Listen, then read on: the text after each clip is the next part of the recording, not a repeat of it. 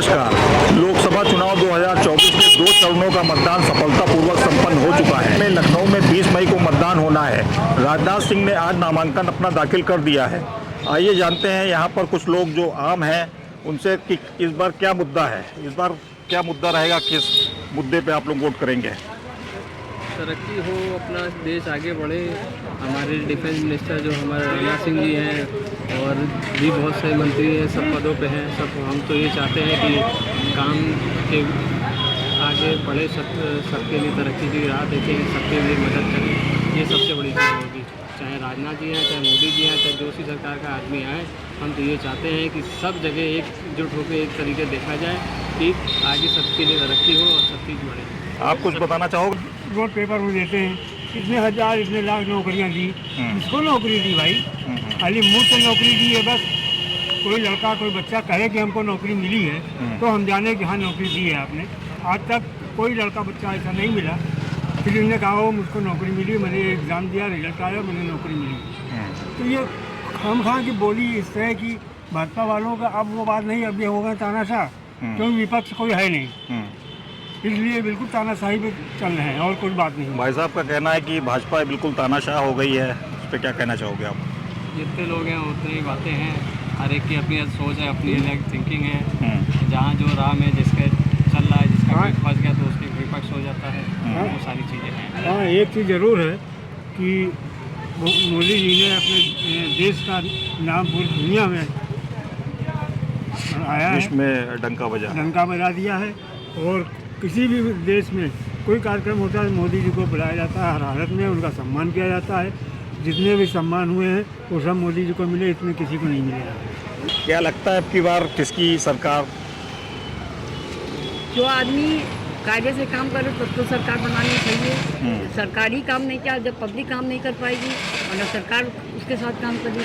पहली चीज़ तो हम लोगों का जो वातावरण गलत है उसको सही करने की बहुत ज़रूरत है। वो कोई सही नहीं कर रहा। पढ़ाई लिखाई एजुकेशन से मतलब नहीं, एजुकेशन को हटा कर उल्टे सीधे काम हो रहा है। पहले एजुकेशन तो सही हो। तो अब की बार वोट डालने जाएंगे तो क्या मन में विचार रहेगा, किन मुद्दों पे। हम बीजेपी को देते हैं। हम मौजूद हैं अमीनाबाद की तंग गलियों में, प्रताप मार्केट के अंदर हम हैं। यहाँ पे दुकानदार है, उनसे जानने की कोशिश करते हैं कि अब की उनकी क्या राय है, किन मुद्दों पे उनका वोट रहेगा। बस अब आपका नाम।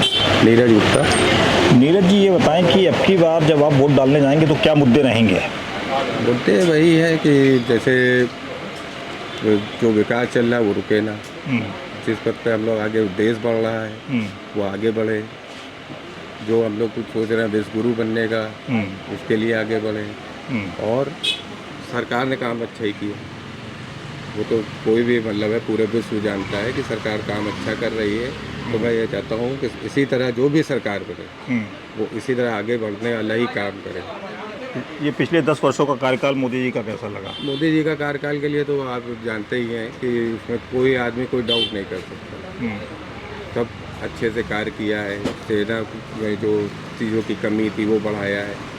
इतने रोडें बनी, सड़कें बनी, गांव से जोड़े गए। बाकी भी आगे कार्य चल रहा है। अब जैसे सोलर सिस्टम का आने वाला है काम कि हर घर में सोलर सिस्टम होगा, उससे भी देश को तरक्की ही मिलेगी। तो उसमें तो कोई वो नहीं है कि उनका विज़न जो है वो बहुत अच्छा है। राजनाथ जी ने अपना नामांकन लखनऊ से दाखिल कर दिया है जी। क्या लगता है अब की बार। वो तो खैर उसमें कोई वो नहीं है, उनकी जीत तो है ही है, सुनिश्चित है। पर ये है कि कितने वोटों से जीतते हैं अब उसकी लड़ाई है। अच्छा, ये लखनऊ के सांसद होने के साथ साथ देश के रक्षा मंत्री भी रहे हैं, गृह मंत्री भी रहे हैं 2014 में जी। उस दौरान कार्यकाल आपको कैसा लगा राजनाथ जी का। राजनाथ जी का कार्यकाल बहुत अच्छा रहा। लखनऊ के लिए भी उन्होंने बहुत किया। 3 वो दिए, जो पुल की आउटर रिंग रोड इतने वर्षों से थी वो पेंडिंग पड़ी थी। एक जो वहाँ फैजाबाद वाला रोड था जो रेलवे वाली ज़मीन और उसकी थी सेना वाली, वो पुल पूरा करवाया। तो उन्होंने ऐसा नहीं है कि सांसद होने के बाद लखनऊ से मुंह मोड़ लिया। कार्य किया है, जो कार्य रुके थे वो भी किए हैं पूरे। अब की बार वोट डालने जाएंगे तो क्या मुद्दे रहेंगे। थोड़ा महंगाई पे गवर्नमेंट ध्यान दे दे, ये थोड़ा लोगों को जेब में पैसा आ जाए और लोग हम लोग पास सामान खरीदने आ जाए। तो लोगों को पैसा रहेगा तभी हमारे पास सामान खरीदने आएंगे वो। लेकिन इस पर यही चाहते हैं कि लोगों के पास पैसा आना शुरू हो। क्या मुद्दे रहेंगे वोट डालने से पहले। मुद्दे क्या रहेंगे, वही मुद्दे हैं जो पहले चल रहे हैं। बेरोजगारी और कारोबार, हर चीज़ तो बैठी अच्छे नहीं। 10 वर्षों का कार्यकाल कैसा रहा मोदी जी का पिछला? नहीं ठीक है, सही रहा लेकिन थोड़ी उसमें कसर है, उसको थोड़ा बराबर कर लें तो बहुत बढ़िया है। जब आप वोट डालने जो जाएंगे? भी हो, अच्छे हो, पब्लिक के हित में हो, और हम लोग यही कहते हैं सरकार कोई भी आए आवाम के लिए खुशहाल होना चाहिए।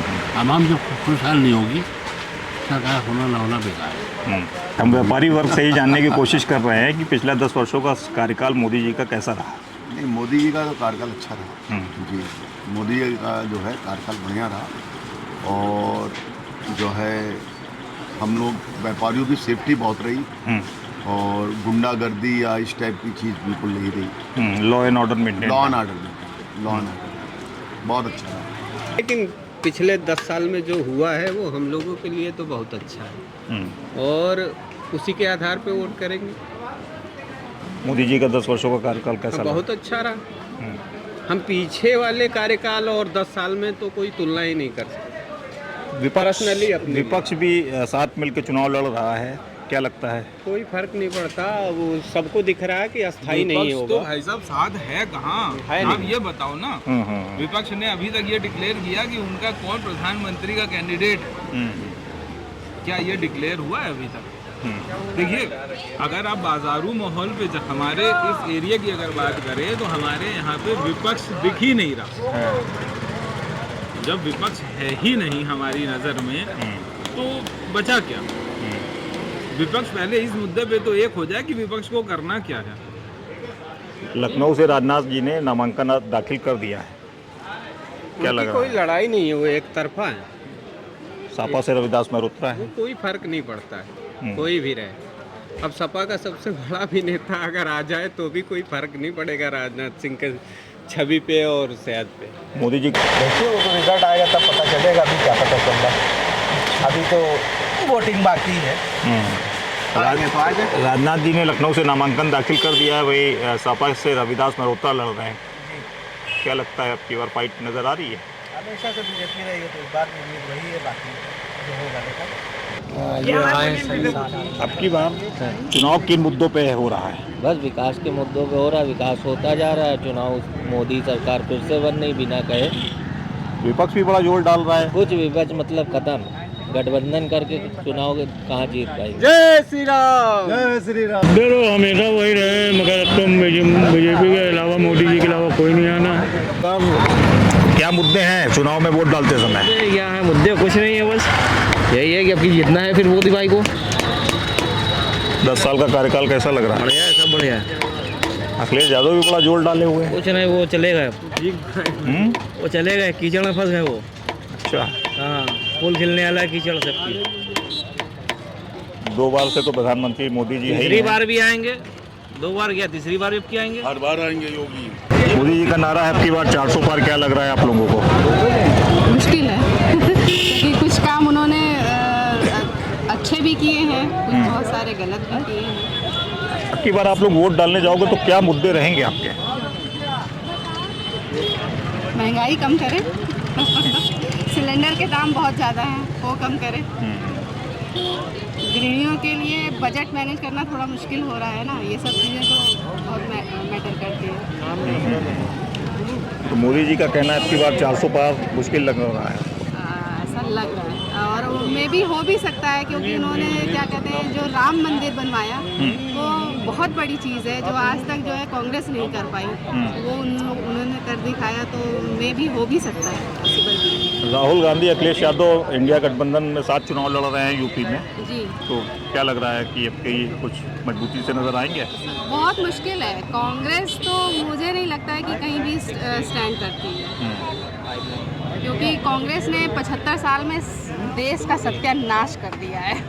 राम जन्मभूमि का इसका बहुत बड़ा लाभ होगा बीजेपी को, और बाकी महंगाई तो बहुत, हर आदमी परेशान है। महंगाई, व्यापार में आदमी को नुकसान होता जा रहा है, खर्चे बढ़ते जा रहे हैं, कमाई कम होती जा रही है, तो इसलिए जीना तो बहुत दुर्भर हुआ है। अब कौन सी पार्टी संघर्ष क्योंकि समस्या सिर्फ एक है कि एंटी पार्टीज के पास कोई एक अच्छा चेहरा नहीं है। राहुल गांधी अगर है तो सिर्फ वो एक क्षेत्र में 2-4 सीट 10-20 सीट पे असर करते हैं, बाकी किसी सीट पे असर नहीं करते राहुल गांधी। जो असर करते हैं नरेंद्र मोदी, इसलिए वो जीते हैं। यूपी में अब की बार कितना क्या लग रहा है, क्योंकि अखिलेश यादव राहुल गांधी दोनों साथ। अखिलेश यादव किसी चुनाव में नहीं है, ये अगर जीत जाएंगे तो ये कहेंगे मुझे गृह मंत्रालय दे दो, मुझे रक्षा मंत्रालय दे दो, मुझे रेलवे दे दो। जैसे पिछली बार जब ममता बनर्जी जीती थी तो उन्होंने कहा था मुझे रेलवे मिनिस्ट्री दे दो। तो सारी जीत का खेल यही होगा कि मुझे ये दे दो, मुझे ये दे दो, तो उसमें नुकसान जनता को होगा। इससे बेहतर उपाय एक ही है, एक ही पार्टी है। एक अच्छा ऑप्शन अभी है ही नहीं, विकल्प नजर नहीं आ रहा ना, बिल्कुल नहीं। राहुल गांधी भी उस लेवल तक अभी नहीं पहुंचे हैं कि विकल्प के रूप में आए। तो इस समय हम मौजूद हैं अमीनाबाद के गीता वस्त्रालय में और यहाँ पर आम जनता, आम लोग बैठे हुए हैं, उनसे कुछ जानने की कोशिश करते हैं कि अब की बार जो चुनाव है वो किन मुद्दों पे लड़ा जाएगा। सर, चुनाव तो राम मंदिर के मुद्दे पे लड़ा जाएगा। और दूसरे इन्होंने जो बताया 400 पार, ये इनके जो कायाकल्प हैं, जो इन्होंने मतलब और से काम किए हैं, जैसे कि हमारी रोडें अच्छी बनाई हैं, प्लस जो कि आपने बोला है कि बिजनेस को लेके कैसे क्या तरीके किए जाएं, उसके ऊपर इन्होंने जो बोला है कि मैं 400 पार इसलिए जाऊंगा क्योंकि मैंने जो ये सरकार बनाई है ये गरीबों के लिए है, और गरीबों का कहना है कि हाँ बीजेपी बढ़िया है, इससे अच्छा ऑप्शन नहीं है। कोई सरकार ऐसी है ही नहीं है जो इनके टक्कर में दे पाए, चाहे कि वो राहुल गांधी हो चाहे वो अखिलेश, कोई भी ऐसी सरकार नहीं है जो हमारे मोदी जी को टक्कर दे सके। हमारे यहाँ पास सबसे वरिष्ठ चाचा जी बैठे हुए हैं, इनसे जानने की कोशिश करेंगे किन मुद्दों पे चुनाव की बार क्या है मतदाता के मन में, कि किन मुद्दों पे वो वोट डालें। विकास के मुद्दों पे डालेंगे। इन्होंने काम भी किया है, ऐसा नहीं है। 10 वर्षों का कार्यकाल कैसा लगा आपको? ठीक लगा मोदी जी का। हाँ। तो अच्छा लगा। और विपक्ष में कोई है नहीं इनके टक्कर के, न राहुल न अखिलेश, ये सब चुनावी रणनीतियाँ हैं यहाँ पे। लेकिन ये अखिलेश यादव तो पिछला दलित और संकट की बात करके सब घेरने के चक्कर में सब खाली ऐसे ही वोट के चक्कर में है और कोई चक्कर नहीं है लोग का। तब आपका नाम? रजत अग्रवाल। अग्रवाल जी, ये बताएं कि अब की बार जो है इसकी गवर्नमेंट बनती नज़र आ रही है आपको? देखिए, बननी तो बीजेपी की ही चाहिए और चांसेस भी बहुत है कि जिस हिसाब से इन्होंने काम किया है उस हिसाब से बीजेपी ही आनी चाहिए, हमें यही लगता है। और क्योंकि इन्होंने इतना पुराना मुद्दा राम मंदिर बनवा दिया और कई तरीके की सेवाएं गरीबों को दी है, जैसे फ्री गैस योजना वगैरह दी है, कई चीज़ें और भी कई चीज़ें दी है, राशन वगैरह दे रहे हैं, राशन वगैरह इतना दे रहे फ्री में। तो ये सब चीज़ें देखते हुए लगता है कि इनका ही सरकार आनी चाहिए। विपक्ष भी बड़ा 28 नेता एक साथ एक मंच पे एकजुट होने की बात कर रहे हैं और वो कहीं ना कहीं धरातल पे नजर आ रही है।